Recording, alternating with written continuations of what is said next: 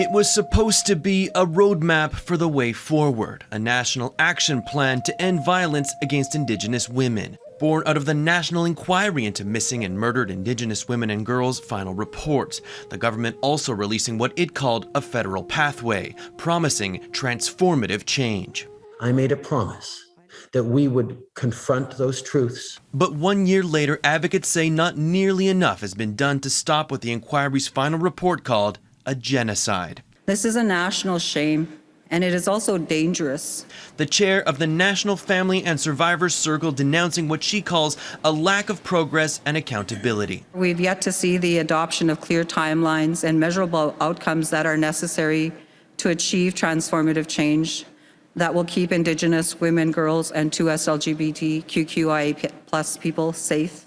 Indigenous organizations say though the government has promised billions in funding, the money has not yet been accounted for. While some funding is being done here and there, it almost seems like it's a patchwork.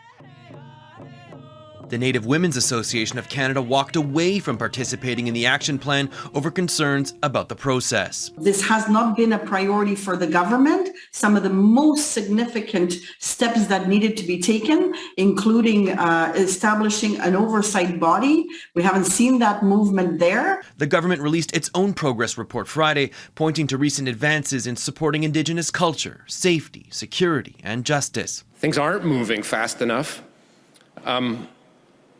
But they are moving forward. But to people on the ground, more is needed than pledges and promises. The reason this is important is for the future. We don't want any more children going missing.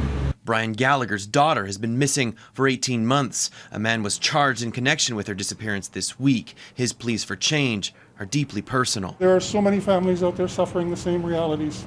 Gallagher's other daughter is walking across Canada to raise awareness right now. The family says until there is meaningful change, actions to build awareness are still necessary. Dan Spector, Global News, Montreal.